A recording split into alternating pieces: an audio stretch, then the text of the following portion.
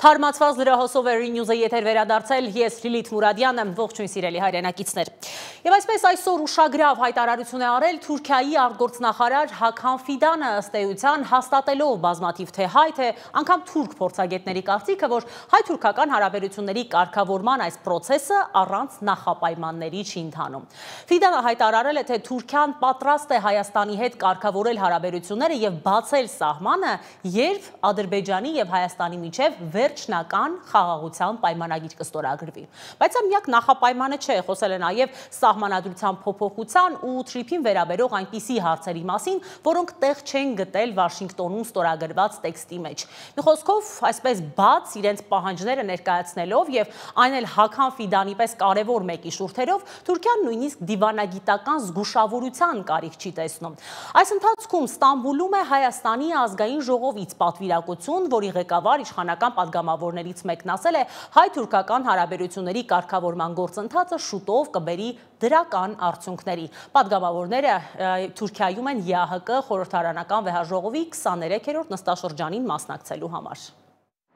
Ստամբուլը դարձել է Հարավային Կովկասի խաղաղ ապագայի վերաբերյալ պատմական, բայց եւ հակասական հայտարարությունների թատերաբեմ։ Մինչ հայկական պատվիրակությունը ԵԱՀԿ խորհրդարանական վեհաժողովի ամբիոնից հայտարարում էր Ադրբեջանի հետ խաղաղության հաստատման մասին եւ լավատեսություն հայտնում Թուրքիայի հետ հարաբերությունների կարգավորման հարցում, Թուրքիայի արտգործնախարար Հաքան Ֆիդանը սեփական երկրի խորհրդարանից սառեցնում էր սպասումները Հայաստանի հետ սահմանի բացումը պայմանավորելով Երևանի եւ Բաքվի միջև վերջնական խաղաղության համաձայնագրի ստորագրմամբ։ ԵԱՀԿ խորհրդարանական վեհաժողովի աշնանային նստաշրջանում հայկական պատվիրակության ղեկավար Սարգիս Խանդանյանը հանդես եկավ հայտարարությամբ։ Այսօր այս խորհրդարանական վեհաժողովի պատմության մեջ առաջին անգամ ես պատիվ ունեմ ուրախությամբ հայտարարելու, որ Հայաստանի եւ Ադրբեջանի միջև խաղաղություն է հաստատվել։ Օգոստոսի 8-ին Վաշինգտոնում ստորագրված պատմական խաղաղության հռչակագիրը ամուր եւ իրական հանձնառություն է երկու երկրների կողմից առաջ մղելու խաղաղության գործընթացը եւ վերջապես փակելու հակամարտության էջը։ Այստեղ Թուրքիայում գտնվելով չեմ կարող չարտահայտել իմ լավատեսությունը, որ Հայաստանի եւ Թուրքիայի միջև հարաբերությունների կարգավորման գործընթացը նույնպես շուտով կբերի դրական արդյունքներ։ Այժմ ընթացող կառուցողական եւ ակտիվ քաղաքական երկխոսությունը մեզ հույս է տալիս, որ այն շուտով կվերածվի մեր հարաբերությունների ինստիտուցիոնալացման, սահմանների բացման եւ ավելի լայն համագործակցության։ Նույն հարթակից հայկական պատվիրակության անդամ Արտուր Հովանիսյանն էլ ընդգծեց ժողովրդավարական ընտրությունների կարեւորությունը որպես խաղաղության հիմք։ Մեզ համար միանշանակ է, որ խաղաղության կարևորագույն հիմքերից են ժողովրդավարական ընտրությունները, որոնց պարագայում հնարավոր է մարդու իրավունքների եւ միջազգային պարտավորությունների հարգումն ու պահպանումը։ Այստեղ է, որ մենք բախվում ենք ժողովրդավարության վրա հարձակումների, թե ուղիղ, թե հիբրիդային գործիքների միջոցով։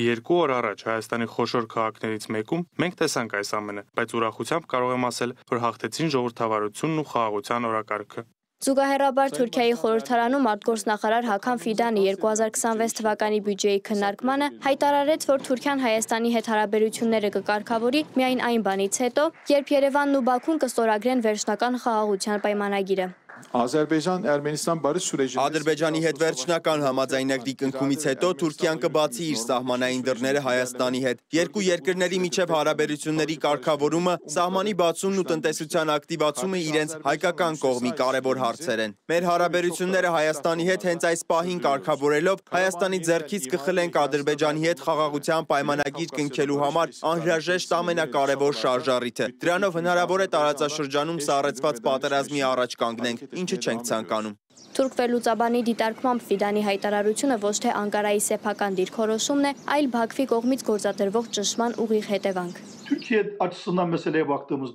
Երբ հարցին նայում ենք Թուրքիայի տեսանկյունից, Թուրքիան իրականում հարցին ավելի սառնասիրտ է մոտենում, սակայն Ադրբեջանի միջոցով Թուրքիայում իրականացվող քարոզչությունը տեսնում ենք, որ ժամանակ առ ժամանակ արտացոլվում է պետական գործիչների խոսքերում եւ ազդում դրանց վրա։ Հենց այս համատեքստում էլ Հաքան Ֆիդանի երեկվա արած հայտարարությունը պետք է ասել, որ բխում էր ադրբեջանական ճնշումներից։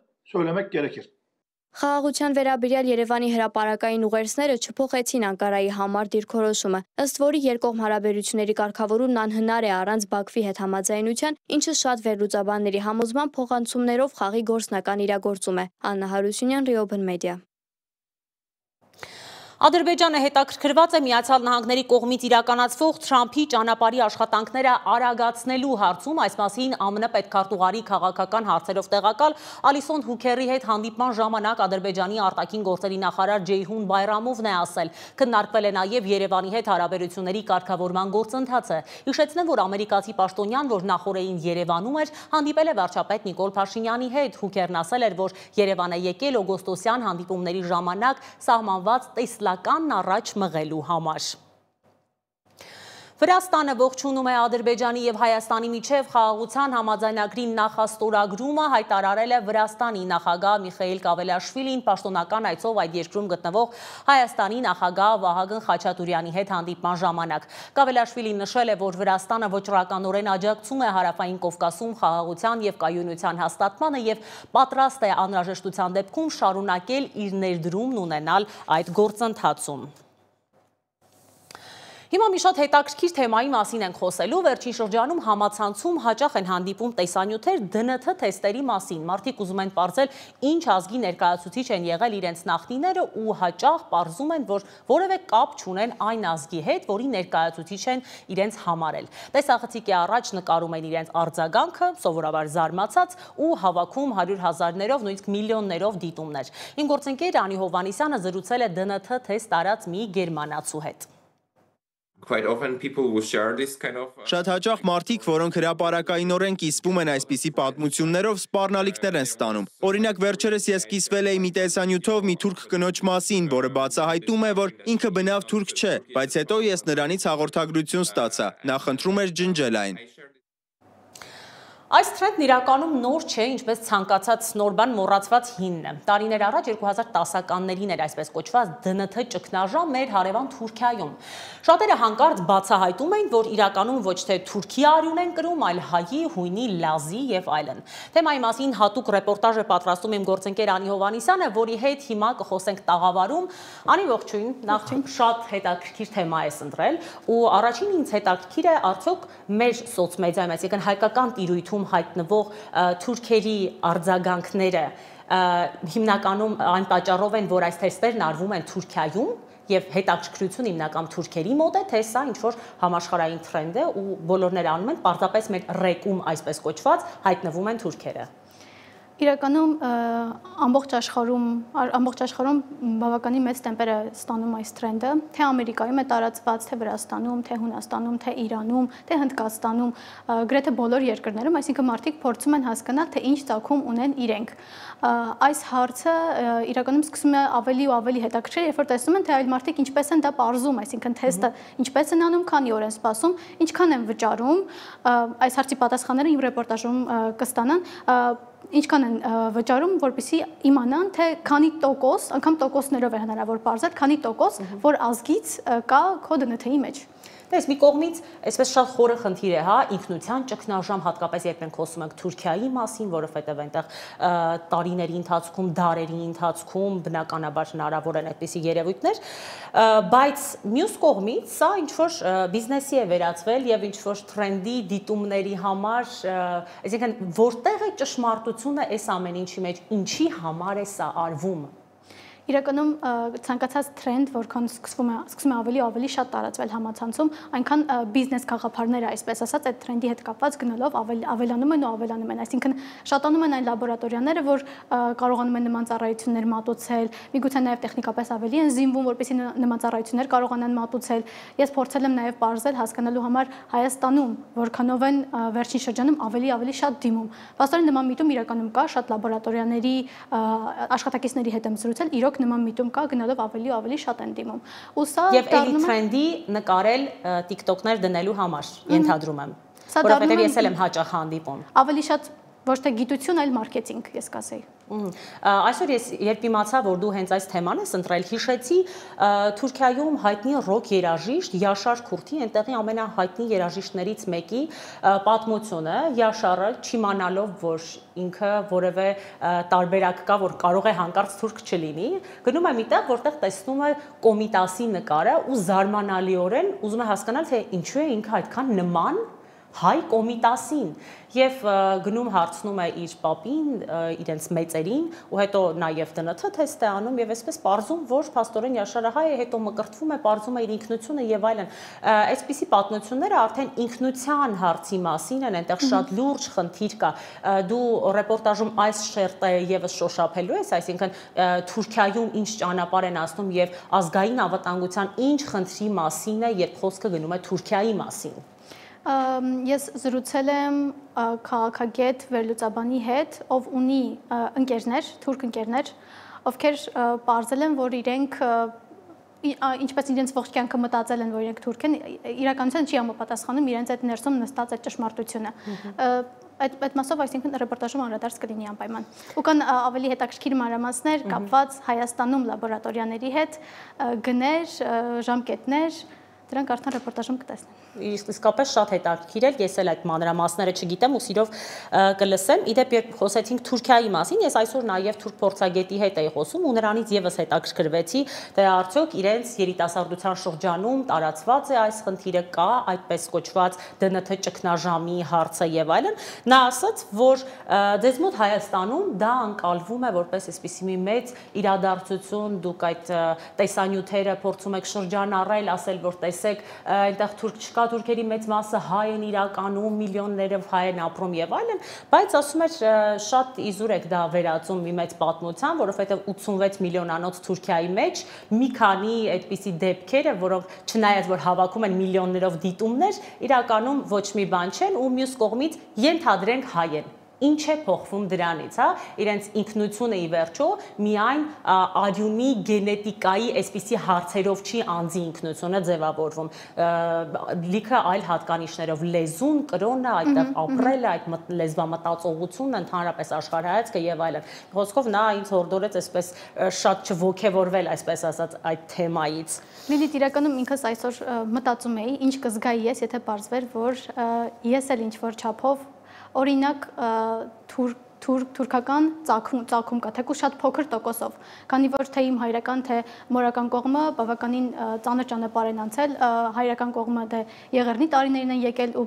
Արարատյան դաշտավայրում բնակություն հաստատել, մայրական կողմս էլ 88-ի շարժումից սկսված, այդ ժամանակահատվածում եղել են Բասար Քեչար, այդպես էր կոչվում իրենց գյուղը, այսինքն հավանականությունը քիչ չէ, որ ես էլ գուցե իմ մեջ գտնեմ, բայց Կարծում սկզբում շոկ կապրեմ, իմ մեջ ոչինչ չի փոխի, ես ինձ հայ եմ զգում ու միշտ հայ կզգամ, բայց շոկ կապրեմ ամեն դեպքում, եթե նման բան պարզենք։ Այո, թերևս այդ թուրք փորձագետի կարծիքը շատ օբյեկտիվ էր, էլի, իրականություն վերադարձնող էր, որ դրա մեջ ոչ մի ինչ-որ վաու բան պետք չի սпасել այդ ամենից։ Բայց ինձ հետաքրքիր է նաև տեխնիկական, հա, առումով, երբ որ արվում է այդ թեստերը։ Իսկապես դա նշանակում է, որ մարդը, օրինակ, չգիտեմ, 47%-ով հանկարծ պարզեց, որ վրացի է, այդ թիվը ինչքանով է հստակ կամ արդյոք եթե մեկ այլ լաբորատորիա ուղարկի, այլ թիվ այդ նոր լաբորատորիան չի ուղարկի իրեն, այսինքն ինչպես է դա որոշվում։ Ինչպես կա գրքերի գրադարան, այսպես ասած, կա նաև գենոմի ու գենետիկ կոդի գրադարաններ ու տարբեր լաբորատորիաներ ունեն տարբեր գրադարաններ։ Այսինքն կախված նրանից, թե ինչպիսի տեխնիկապես ինչպես են զինված այդ լաբորատորիաները ու ինչպիսի ճակերտավոր գրադարան ունեն, արդյունքները կարող են տարբեր լինել։ Փաստացի միանշանակ չէ, եթե թեստը ուղարկեն եւ հանկարծ պարզվի, որ ինչ-որ մեկը թուրք է, ինչ-որ մեկը հայ է եւ այլն, արդյունքում կմնա միայն TikTok-յան ռեկ ընկած տեսանյութը, բայց այնուամենայնիվ թեման շատ հետաքրքիր է ու ես էլ մեծ սիրով կդիտեմ ու հետաքրքրությամբ մեր հեռուստադիտողներին էլ խորհուրդ կտամ, որ մեր երեկոյան գլխավոր թողարկմանը անպայման բաց չթողնեն Անի ռեպորտաժը, շնորհակալ եմ Անի։ Սիրելի հայրենակիցներ, շարունակենք, իսկ աշխարհն այսօր տարված է Սաուդյան Արաբիայի գահաժառանգ Բին Սալմանի եւ Թրամփի հանդիպումով, որին ներկա են եղել նաեւ միլիարդատեր Իլոն Մասկը եւ Կրիշտիանո Ռոնալդուն, որը Ալ Նասրի հարձակվողն է։ Թրամփը Բին Սալմանի հետ հանդիպմանը հայտարարել է պաշտպանության ոլորտում խոշոր համագործակցության մասին Սաուդյան Արաբիային ամերիկյան F-35 կործանիչներ կվաճառեն։ Մյուս հետաքրքիր մանրամասները ռեպորտաժում կգտնեք։ Սպիտակ տանը կայացած Միացյալ Նահանգների նախագահ Դոնալդ Թրամփի եւ Սաուդյան Արաբիայի թագաժառանգ արքայազան Մուհամմադ իբն Սալման ալ-Սաուդի հանդիպումը նշանավորվեց երկու երկրների միջև հարաբերությունների խոշորացման ուղղված մի շարք կարևորագույն հայտարարություններով։ Վաշինգտոնում կայացած Պերճաշուք հանդիպման նպատակն էր ընդգծել Ռիադի հետ ռազմավարական գործընկերության նոր մակարդակը։ Չնայած լրագրող Ջամալ Խաշոգչիի 7 տարի առաջ Ստամբուլում Սաուդյան պետության հյուպատոսարանում տեղի ունեցած դաժան ու աղմկոտ սպանության շուրջ առկա հակասություններին։ Այսօր երեկոյան ես ուրախ եմ հայտարարել, որ մենք մեր ռազմական համագործակցությունը հասցնում ենք ավելի բարձր մակարդակի, Սաուդյան Արաբիային պաշտոնապես տրամադրելով ՆԱՏՕ-ի անդամ չհանդիսացող հիմնական դաշնակցի կարգավիճակ, ինչը շատ կարևոր է նրանց համար։ ԱՄՆ-ի եւ Սաուդյան Արաբիայի նոր դաշնակցային կարգավիճակն ամրապնդվեց ռազմավարական պաշտպանական համաձայնագրի ստորագրմամբ եւ թագավորությանը F-35 կործանիչներ վաճառելու պատմական որոշմամբ։ Տնտեսական ոլորտում Սաուդյան Արաբիան պարտավորվեց Միացյալ Նահանգներում իր ներդրումների ծավալը հասցնել $1 տրիլիոն,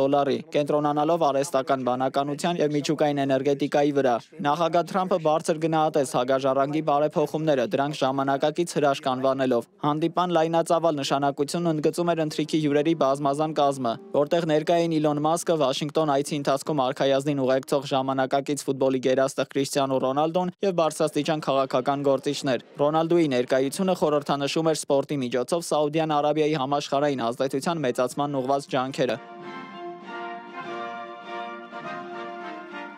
Ռազմավարական մերձացման ֆոնին, սակայն չէր կարող աննկատ մնալ լրագրող Ջամալ Խաշոգչիի սպանության հարցը։ Շատերի կարծիքով թագաժառանգի այցի հիմնական նպատակներից մեկը 2018 թվականի այդ դաժան սպանությունից հետո իր վարկաբեկված միջազգային իմիջի վերականգնումն էր։ Օվալաձև աշխատասենյակում կայացած հանդիպմանը նախագահ Թրամփը պաշտպանել է թագաժառանգին։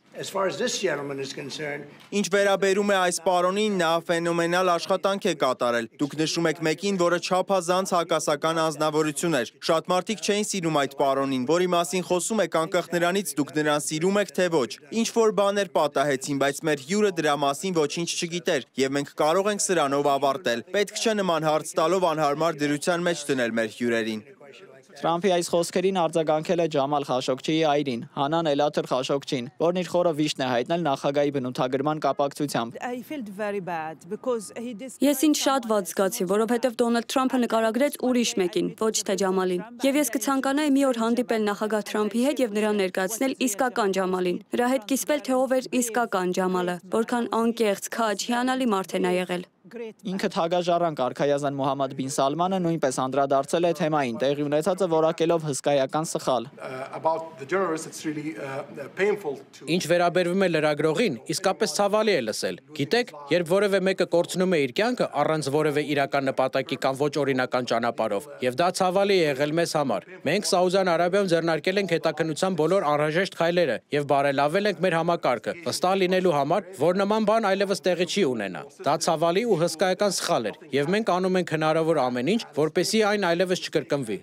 Այցը տեղի էր ունենում ավելի լայն աշխարհաքաղաքական համատեքստում։ Դրանից մեկ օր առաջ ՄԱԿ-ի անվտանգության խորհուրդը ընդունել էր Միացյալ Նահանգների կողմից մշակված բանաձևը, որը հավանություն էր տալիս Գազայում պատերազմը դադարեցնելու նախագահ Թրամփի ծրագրին եւ լիազորում էր Պաղեստինյան անկլավում միջազգային կայունացնող ուժերի տեղակայումը։ Ծրագրով նախատեսվում էր ստեղծել Գազայի խաղաղության խորհուրդ Թրամփի նախագահությամբ, որը կվերահսկի տարածքի վերակառուցումը եւ ապառազմականացումը։ Այս նախաձեռնությունը, որին դեմ է արտահայտվել Համասը, ցույց է տալիս Վաշինգտոնի ակտիվ ներգրավվածությունը տարածաշրջանային խնդիրների լուծման գործում, որտեղ Սաուդյան Արաբիան դիտարկվում է որպես առանցքային գործընկեր։ Դավիթ Գենջոյան, Riopan Media։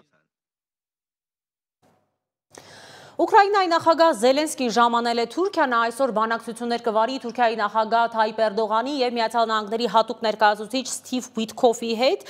թե երբ է տեղի ունենալու հանդիպումը ժամ հստակ չի նշվել, բայց ես էլ նոր ստուգում էի, որ դեռևս այն տեղի չի ունեցել եւ դեռ չի մեկնարկել, հնարավոր է առաջիկա ժամերին լինի։ Իսպանիայից մեկնելիս Զելենսկին ասել է, որ նրանց հետ հանդիպումներում նախատեսում է քննարկել Ուկրաինայի համար արդար խաղաղության հասնելու ուղիները։ Միջազգային լրահոսին եւս հետևում է Դավիթ Գենջոյանը։ Խարկովում բնակելի շենքի վրա անօթաչումների հարձակման հետևանքով 3 տասնյակ մարդ է վիրավորվել։ Ռուսաստանը թիրախավորել է ուկրաինական ենթակառուցվածքները, իսկ Ուկրաինան պատասխան հարվածներ է հասցրել արդեն ամերիկյան հեռահար հրթիռներով։ Շարունակվող մարտերին զուգահեռ Թուրքիայում նախատեսվում են բանակցություններ Ուկրաինայի եւ Միացյալ Նահանգների մասնակցությամբ, սակայն Ռուսաստանը հայտարարել է, որ չի մասնակցելու դրանց։ Միաժամանակ Ուկրաինան պատրաստվում է Ռուսաստանից պահանջել գրեթե 44 միլիարդ դոլար, որպես փոխհատուցում պատերազմի հետևանքով շրջակա միջավայրին հասցված վնասի համար։ Ուկրաինայի նախագահ Զելենսկին Մադրիդ կատարած այցի ընթացքում ապահովել է 817 միլիոն եվրոյի ռազմական օգնության նոր փաթեթ Իսպանիայից, նպատակ ունենալով ամրապնդել Ուկրաինայի հակաօդային պաշտպանությունը։ Այցը տեղի է ունենում ՆԱՏՕ-ի արևելյան թևում աճող լարվածության ֆոնին, ինչի վկայությունն են Լեհաստանում առերևույթ ռուսական հետախուզության իրականացրած երկաթուղային դիվերսիան եւ անօթաչու սարքերին հակազդելու զորավարժությունները։ Երկարատև դիմադրությունից եւ հանրային ինտենսիվ ճնշումից հետո ամերիկյան կոնգրեսի 2 պալատները գրեթե միաձայն հավանություն են տվել Ջեֆրի Էփշտեյնի գործով արդարադատության նախարարության ֆայլերի հրապարակումը պարտադրող օրինագծին։ Այս քայլին նախորդել էր նախագահ Դոնալդ Թրամփի դիրքորոշման կտրուկ փոփոխությունը, որն ամիսներ շարունակ խոչընդոտում էր փաստաթղթերի հրապարակմանը։ Օրենսդիրները եւ դեմոկրատները եւ նախկինում Թրամփի կողմնակից հանրապետականները ընդգծել են, որ նախաձեռնության նպատակը թափանցիկություն ապահովելն ու Էփշտեյնի հանցավոր շրջապատի բոլոր անդամներին պատասխանատվության ենթարկելն է։ Լիբանանի հարավում գտնվող Սայդա քաղաքի մերձակա Այն Ալ-Հիլվե ճամբարին իսրայելական հարվածի հետևանքով զոհվել է 13 մարդ։ Իսրայելի զինվորականները հայտարարել են, որ թիրախավորել են Համասի ուսումնական համալիր, որն ըստ նրանց օգտագործվել է Իսրայելի դեմ հարձակումներ իրականացնելու համար։ Համասը սակայն հերքել է այս պնդումը, այն անվանելով կեղծիք եւ նշել, որ հարվածը հասցվել է ճամբարի բնակիչների բաց մարզադաշտին եւ որ փախստականների ճամբարում ռազմական օբյեկտներ չկան։ Նիգերիայի Քեբի նահանգում զինված անձինք հարձակվել են աղջիկների գիշերօթիկ դպրոցի վրա, սպանելով փոխտնօրենին եւ առևանգել 25 աշակերտուհու։ Այս հարձակումը փրկագնի դիմաց զանգվածային առևանգումների շարքի հերթական դրվագն է մի տարածաշրջանում, որտեղ նման հանցագործությունները հաճախակի են դարձել։ Ի պատասխան ոստիկանությունը զինվորականների եւ տեղի աշխարհազորայինների հետ համատեղ սկսել է լայնածավալ որոնողափրկարարական գործողություն առևանգվածներին գտնելու համար։ Նիգերիայում քրիստոնյաների զանգվածային սպանություններից ու առևանգումներից զայրացած Դոնալդ Թրամփը սպառնացել էր զորքեր ուղարկել այդ երկիր ահաբեկիչներին պատժելու համար։ Դավիթ Գենջոյան, Reopen Media։ Եվ վերջում համացանցային խափանման մասին, որի պատճառով աշխարհի տարբեր երկրներում տասնյակ հազարավոր կայքեր եւ հավելվածներ չէին աշխատում, դրանց թվում էին նաեւ Facebook-ը, X-ը, Telegram-ը, ChatGPT-ին, Spotify-ը եւ այլն։ Պատկերացնում եք, ինչ որ պահի աշխարհը մնացել էր առանց ChatGPT-ի։ Իսկ ինչպես են այսպիսի հարձակումներից պաշտպանվում կամ արդյոք պաշտպանվում են պետական ազգային անվտանգության հետ կապված կայքերը։ Ամերիկյան Cloudflare անպային ծառայության սերվերներում գրանցված խախտումը երեկ մենք լրատվամիջոցներս էլ զգացինք մեր մաշկի վրա։ Մի քանի ժամ կայքերը չէին աշխատում ամբողջ աշխարհում։ Տեղեկատվություն ստանալու աղբյուրը սոցիալական ցանցերն էին։ Իսկ ինչն էր պատճառը։ Cloudflare-ը պարզաբանում է տեղադրել։ Հաքերային հարձակման մասին տեղեկություններ չկան, պարզապես չափազանց մեծ ֆայլ է ի հայտ եկել եւ դա հանգեցրել է խափանման։ Սկզբում մենք սխալմամբ կարծեցինք, որ խնդիրը հիպերմասշտաբային DDoS հարձակման հետևանք է, սակայն հետո պարզեցինք հիմնական պատճառը եւ կարողացանք կանգնեցնել այդ չափազանց մեծ ֆայլի տարածումը, այն փոխարինելով նախկին աշխատող տարբերակով։ Cloudflare-ը, ինչպես Reopen-ի տեխնիկական աշխատակիցներն են նշում, բազմաթիվ գործառույթների հետ նաև կայքի անունը վերածում է IP հասցեի։ Ստացվում է կայքերը չեն խափանվել, խափանվել են այսպես կոչված ուղղորդիչը եւ թարգմանիչը։ Հանուն արդարության եկեք հասկանանք, որ հայկական սայթերից որևէ մեկին ոչինչ երեք չէր եղել, հա։ Այսինքն այդ բոլոր կայքերը, որոնք անհասանելի էին, իրականում կարող էին ընդամենը մի կոճակ անջատելով վերականգնել իրենց կապը, ուղղակի պիտի հրաժարվեին Cloudflare-ի տված DDoS պաշտպանությունից, այսինքն հայկական որևէ կայքի մեծաշուտ որևէ բան չէր եղել։ Պապյանը պատմում է, որ Cloudflare-ը նաև պաշտպանական գործառույթ ունի եւ եթե այն անջատեին, կայքերը հասանելի կլիներ, սակայն նման ռիսկի ամեն դեպքում պետք չէր գնալ։ Cloudflare-ը շատ մեծ ծառայություն է եւ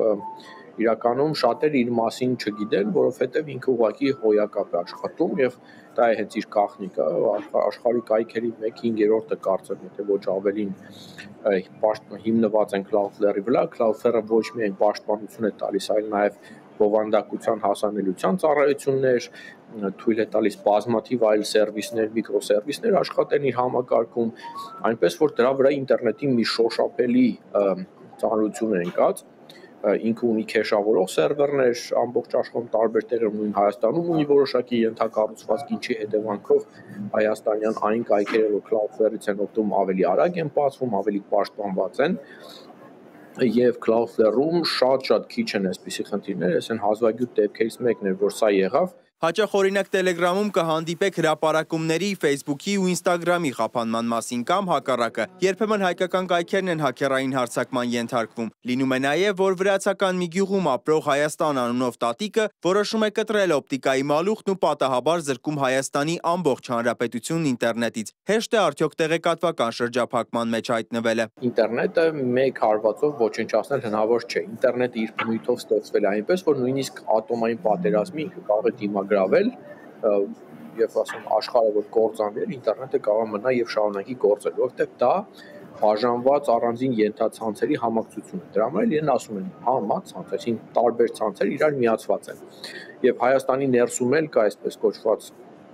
ցանց, որը կարող է նույնիսկ ամբողջությամբ անկախ քիչ թե շատ գոյատևել։ Պապյանը պատմում է, որ տարբեր ճանապարհներով է Հայաստանը կապվում աշխարհի հետ եւ դժվար թե հիմա կրկնվի տատիկի մալուխ կտրելու սցենարը։ Կա Starlink արբանյակային ինտերնետ կապակցելու հնարավորություն, ճիշտ է դա էլ կարող է անջատվել օրինակ Իլոն Մասկի ցանկությամբ։ Ըստ Պապյանի սեփականն ունենալը շատ թանկ արժենա։ Ճիշտ է դա էլ կարող է անջատվել օրինակ Իլոն Մասկի ցանկությամբ, բայց ըստ Պապյանի սեփականն ունենալը շատ թանկ արժենան։ Նույնը Cloudflare-ի դեպքում, բայց կան տեղական օպերատորներ, օրինակ Զանգին, որ ինտերնետային կոլապսի ժամանակ Արցախում ներքին կապեր պահպանում։ Փորձեցինք կապվել ներքին գործերի նախարարություն, որ պարզենք պետական կայքերի անվտանգությունն ու պետական քաղաքականությունն այդ մասով։ Արձագանք դեռ չենք ստացել։ Իդեպ 2024-ից 25 թվականներին Կարմիր ծովում ենթադրաբար Եմենի ապստամբ հութիների ձեռամբ վնասվում էին ստորջրյա մալուխներ։ Դրանք կապում էին Եվրոպան, Ասիան ու Աֆրիկան, իսկ դրանց վնասումը ոչ միայն ինտերնետի խափանման էր տեսանելի, այլև տնտեսական լուրջ հետևանքներով։